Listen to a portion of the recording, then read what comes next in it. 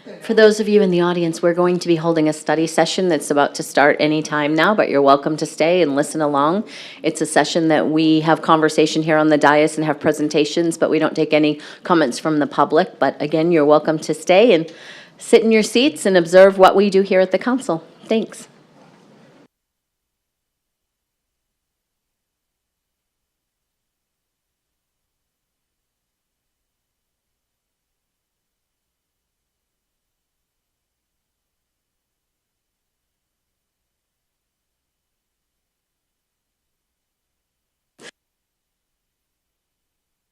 I'm going to go ahead and call this meeting to order. This is council study session for Gilbert Town Council, October 24th, 2023. We have one item on our agenda, presentation and discussion of recommendations of the Community Engagement Task Force on focus areas related to human and sex trafficking and domestic violence. Melanie Dykstra, I see you at the podium.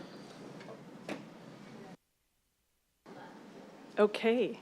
Thank you, Mayor and Council members. Melanie Dykstra, the Volunteer and Community Resources Manager. I'm also the staff liaison to the Community Engagement Task Force. And we are here tonight to report on actually two topics that they have been covering. And we have two of our members who will actually be doing the presentation piece of it, as well as some of our support membership is here as well. But the one that we're going to start with is they're going to give you some information and recommendations on human and sex trafficking. That was one of the areas that they focused on.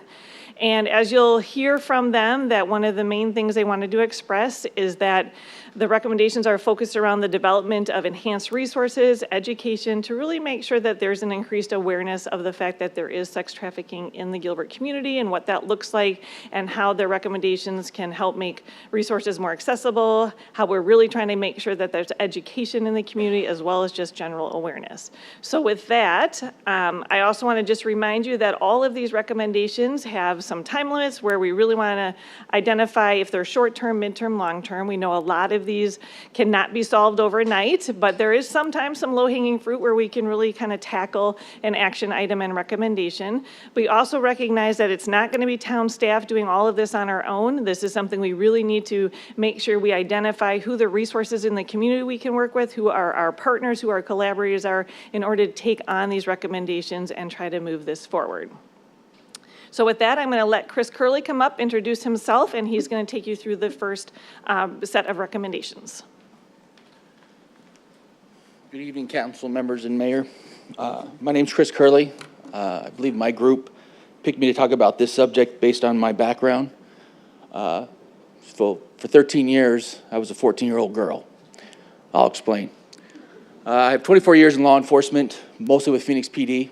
13 of those years, I sat on the Internet Crimes Against Children Task Force. It began in 2001. I was one of the first investigators to be there. We were given the task, after giving federal grant money, to monitor the internet for exploitation, luring, and trafficking of minors. Most of what you heard today is, and the recommendations we're going to make are examples of what I saw when I did that job for so long. We broke this down into three sections: resources, education, and awareness. And you've been given a copy of the notes I have in front of me, but I'll just hit a few of each one that we want to talk about that I think is important. Under the first one, legislative, we believe this is a long-term goal. Like I said, it's going to take more than just the town. But I wanted to highlight the second one there, penalties against sex crimes. Right now, the statute in Arizona for luring and trafficking a minor is actually a less penalty than it is for exploitation of a minor, which we talk about, which is child pornography. I'm going to give you a term that I used many times when I talk about this subject. These crimes are need-driven behaviors. These individuals cannot help themselves. I had an individual one time that thought he was talking to a 14-year-old girl, which was me. We met, thought he was going to meet the girl. He met me instead. He was arrested, put in jail, given a bond, got out. 2 weeks later, while he's out on bond, I'm back on my computer as another 14-year-old girl. And guess who contacts me? The same individual. We met again. He was arrested again. With stronger penalties for these types of crimes, we believe this could minimize this type of activity with these individuals. The second thing we wanted to talk about was the Gilbert Advocacy Center. I know members have traveled, look at other council members have traveled and looked at other advocacy centers. We worked with the Phoenix Advocacy Center. We were partnered with them. It's a great idea. We had a doctor on site that actually testified in our cases with us.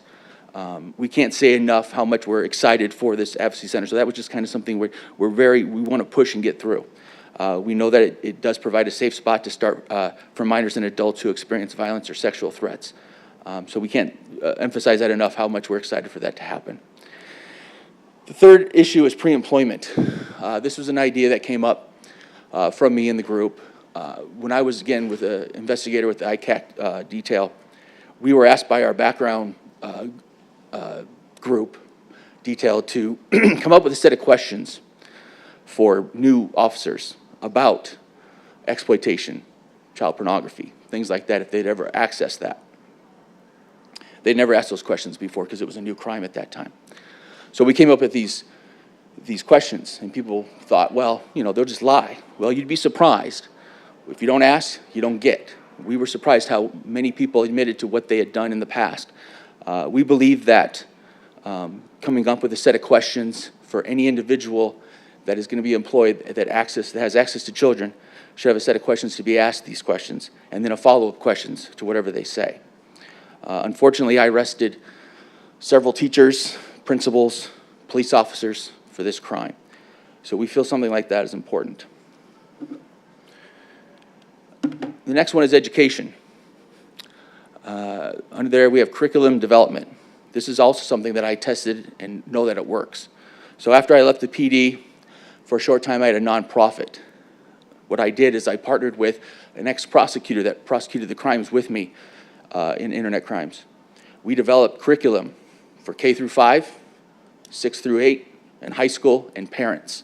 Special curriculum for special ages and parents. Our presenters were only those individuals that served on the ICAC task force from different agencies, Chandler PD, Scottsdale PD, Tempe PD. It was very beneficial. We saw, we got great responses. It was more impactful when it came from those that had actually done the job and could explain what we've seen. So we know that that can be replicated again. We have great resources out here in Gilbert, the officers out here. That could be done again. So we want something like that, along with video presentations. And what we mean by that is either have in-person or video presentations of past victims. Some of my presentations, I did bring in past victims of trafficking and exploitation. And it was so impactful to the parents and the children that we were speaking with at that time. So that's another recommendation we have. Under that, we have training. It's kind of just falls in with that. First responders, more and more training with first responders, so when they get out to a scene, they know what to ask for, they know what questions to ask for, and they can continue on with the case. Train with faith community youth groups, things like that. And then applications. Make the community aware of the applications that are out there. There's so many apps out there where children you know, access, and the parents need to be aware of those apps. And there's apps that can help parents. There's something called Bark out there. If people aren't aware of Bark. Bark's an application where you put it on your phone, you put it on your child's phone, and it works off of algorithms that can detect certain phrases and words that can alert the parent that, hey, your child may be in danger. They're speaking with this individual, or they're talking about this subject. So just another thing to help us with. And then the last part was awareness. We need to make the parents and children aware of what the problems are with sex exploitation and trafficking are in our own city. I remember one time I was speaking with a 5th grade class, and I was talking about stranger danger on the internet. And in the back, I heard this child say, well, I live in Gilbert, that doesn't happen here.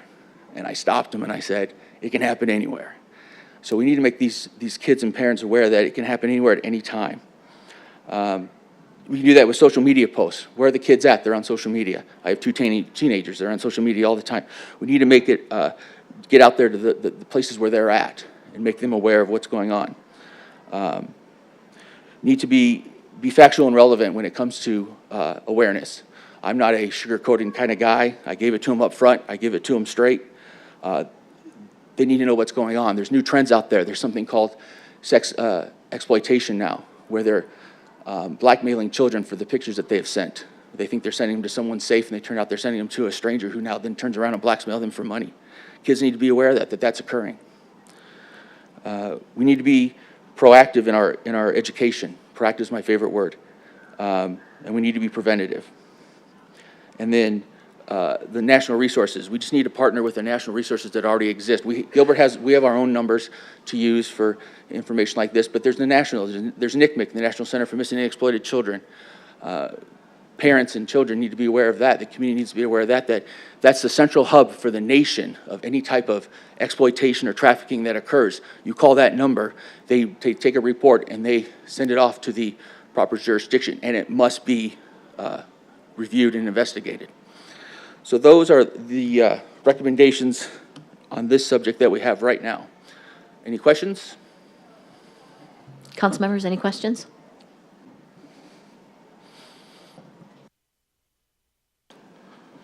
Okay.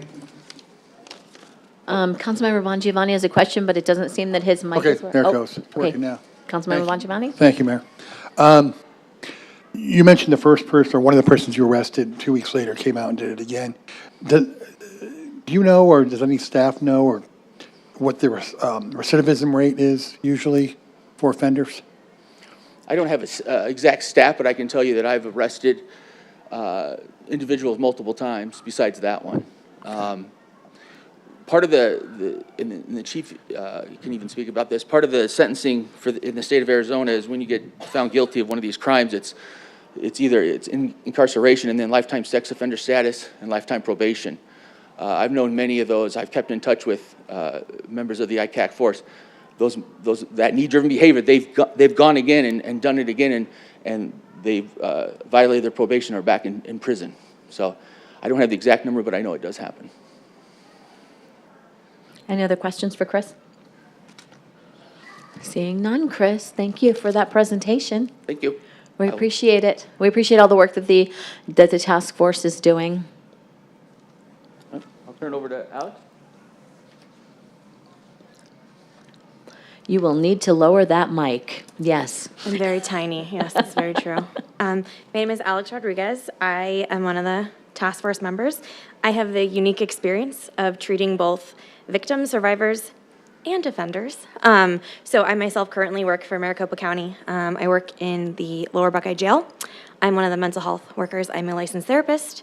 I've been doing EMDR and trauma therapy for about 8 years. I've been a licensed therapist for about 12. So I have a unique perspective. Okay, so it's very similar to what Chris had talked about. So our goal, legislation, education, and awareness around domestic violence. One of the things that we have been talking about a lot is how COVID kind of changed awareness for domestic violence, and the numbers went up because a lot of people were stuck at home with their perpetrators. So we have resources, education, and awareness. The first one is legislative, and again, this is a long-term, kind of along the lines of what Chris had talked about. So we talked about penalties for first-time offenders of domestic violence, jail time. From my experience, jail time doesn't do much to curtail some of the behavior. So an important thing that I've kind of talked about at length, probably ad nauseum to my other members, is partnering for getting some of these services in Gilbert, not just for the victims, but for the offenders as well. Because believe it or not, people that were traumatized as children, sometimes, most times, turn into offenders themselves. So maybe getting some of the treatments here in Gilbert. Also, some of those stronger penalties for emotional abuse and financial abuse. It's not just physical domestic violence. A lot of times it starts with emotional abuse and can lead to financial abuse. And that's what keeps victims with their perpetrators for a longer period of time. The second kind of area that we noticed was victims' rights, funding victim advocacy positions, partnering with some more victim advocacy, whether it's peer support, whether it's a paid position, supporting and encouraging longer orders of protection, also having someone to maybe help walk the victim through getting an order of protection, because it is a very, very daunting experience, and a lot of times it can kind of seem really, really overwhelming. One of the other things that we talked about was barriers to getting the right attorneys, barriers to people that are in lower income situations, also helping people that have disabilities to be able to file for some of the things that they might need. All right, education. This is one of the ones that's not quite long-term, it's not quite short-term, it's kind of in the middle. Melanie let us know that you guys were able to do, you guys did the In Her Shoes experience too, right, as well? All right, so one of the things, we did that as well, which I think that simulation is really powerful. We talked about, they have it for teenagers as well. And so we were talking about really starting young in schools. And I myself am a product of the Gilbert Public School System, K through 12. I graduated from Gilbert High School. And I wish we would have had something like that when I was in high school. We did not. So I think that that was something that we talked about, Parent University. We also talked about Bloom 365, which is safe dates. It's also geared towards teens because domestic violence looks a lot different to teenagers than it does to adults. The other thing that we talked about was exploring officer trainings for frontline officers. We've been really lucky that we've had a lot of really good presentations from fire and PD. All right, and the last one we're going to talk about is awareness. All right, so a marketing campaign, you kind of hear this throughout. We really want to do a kind of large-scale marketing campaign highlighting the family violence unit, the community policing that we're doing, information on the Gilbert Domestic Violence Court. We actually are touring that, I believe, at our next meeting. Again, we want to focus on teenagers because we believe that that starts a little bit earlier. The other thing that we had talked about was some sort of domestic hotline, if that's available, like some sort of QR code in female bathrooms or anything like that, like 211-988 for mental health, if we could have some sort of number for domestic violence. I feel like I talked really fast. Any questions? Alex, you did great. Any questions for Alex? Thank you for that information. What year did you graduate from Gilbert High? I don't want to share my age, but 2006. My daughter graduated in 2008, so that's why I asked, because you looked like you were about her age, so. I am 25. I don't Yes, know you what are. you're talking about. So am I, Alex, so am I. Thank you for your presentations, you and Chris both. We really do appreciate all the work that the task force is doing. I know that it's not easy work. It's heavy material that you're sifting through, and you don't look like a 14-year-old girl, Chris. I've known you for years now. Melanie, do you have anything to add? Yes, I'm just going to wrap it up on their behalf, but again, I also would like to thank them. The domestic violence was a very, very heavy topic to get through. We have members that had experiences with their own family, so to work through those issues and identify those recommendations was really something they worked hard at. And as Chris mentioned, some of the new things regarding the trafficking, we think of trafficking in one manner, but really what we're seeing and hearing and wanting to highlight more of is really that sextortion. I mean, that's what we're seeing, the social media presence. We didn't have so many of those issues until you had social media. That is new crime that has come forward because of that product. So really some of those things that we can highlight and educate for, that's really what has to be apparent. And as they noted, some of it, we want to try to make sure that we're meeting the where people are, and a lot of times those people are in the schools, that's where they are. And so having any opportunity where we can to help partner with the districts and make sure that our expertise from our police and fire and information gets shared is certainly something we're looking for. Which again, to move the needle, the goal of this group is not just to check a box, but as they come up with these recommendations is how do we make sure we're measuring success? So we really need to make sure we've got benchmark data, create some SMART goals around these recommendations and make sure we're measuring them. So just to give you a heads up, our next focus area is homelessness and low-income challenges, and we anticipate being able to come back to council in January with those recommendations from that area, which again is a pretty big topic. So we're looking forward to kind of diving into that and making sure that we hear from a lot of our stakeholders in the community in order to get that information as well. And with that, are there any questions for me? Vice Mayor? Thank you, Mayor. Chris and Alex, great job. Appreciate you sharing your expertise with us today and with the entire team. And a big shout out to the task force. We are getting close to 2 years that we've been meeting, and we still have a couple more topics to go over. As a reminder to the council, we'll be bringing back a full report at the end with some recommendations, and at that point, we'll need to take on that information and decide where we're going to place additional resources.